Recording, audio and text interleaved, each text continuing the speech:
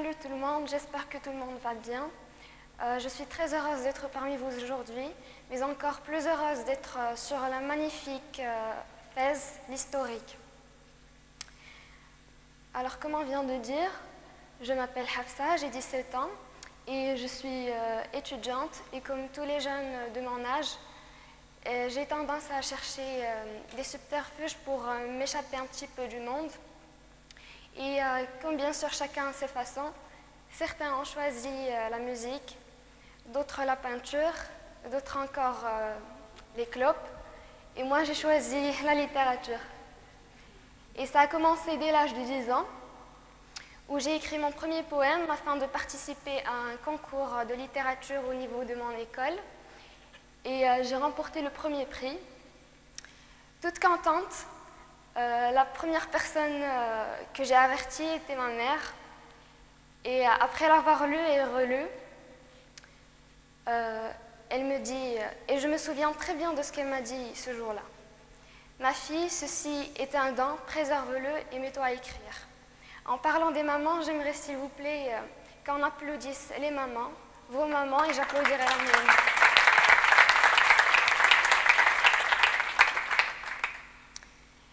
Et donc j'avais tendance à faire un petit peu plus d'efforts pour arriver à maîtriser la langue, bien que les cours de la langue française qu'on nous donne à l'école marocaine ne sont pas très suffisants.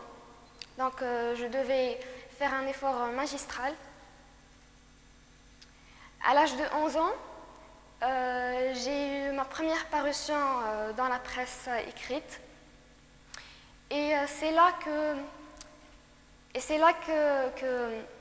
j'ai découvert que je possède un pouvoir.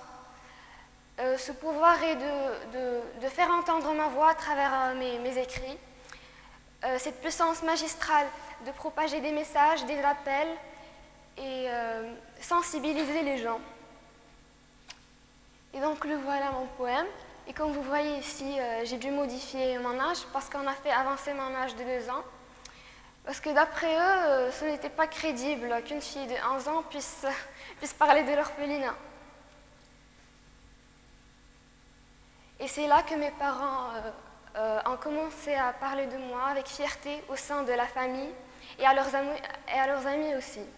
Mais tout ce que nous avions reçu de leur part n'était que des découragements. Tout le monde me conseillait de surtout minimiser le temps que je passais à écrire, à croire que ça ne me mènera à rien et que c'est une perte de temps. Comme vous avez vu tout à l'heure, le poème qui a été publié portait le titre du petit orphelin. Et c'est parce que j'avais beaucoup pitié des gens. Quand je sortais et je trouvais des enfants de la rue, alors que moi j'avais une maison, ça me sidérait. 3 ans après, j'ai envoyé quelques écrits à un comité français et qui m'a listé parmi les poètes francophones. Et c'était mon premier pas vers le succès. Et quand je dis succès, le succès dans la littérature n'est qu'une permission de continuer.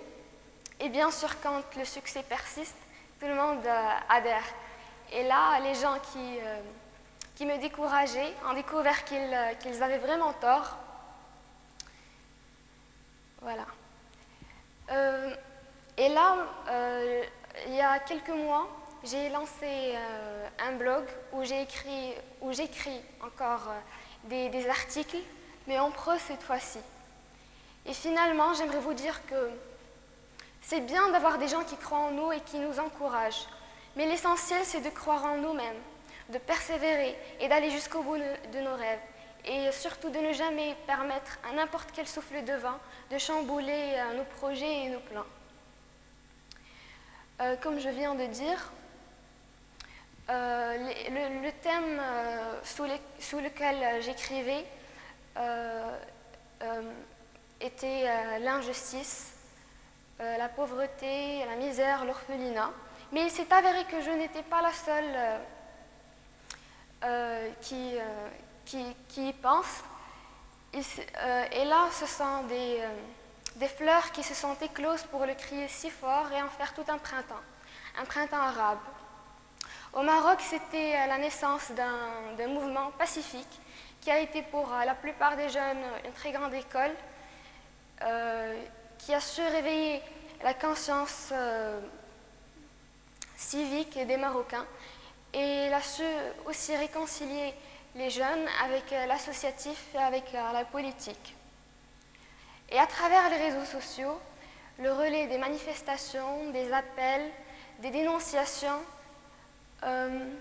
et des discussions et des débats vifs, ça nous a poussé, des amis et moi, à nous engager, mais d'une autre manière. Et bien que nous n'ayons pas l'âge légal pour créer une association, nous avons créé un club sous le nom de Moroccan Youth Club for Development et qui porte sur le bénévolat et le volontariat. On a d'abord commencé par susciter l'intérêt des jeunes de notre âge au service communautaire, et puis nous avions eu deux activités, oui. Une food drive qui portait sur une collecte de vêtements et de jouets qu'on a emmenés à l'hôpital pour enfants, et une food drive qui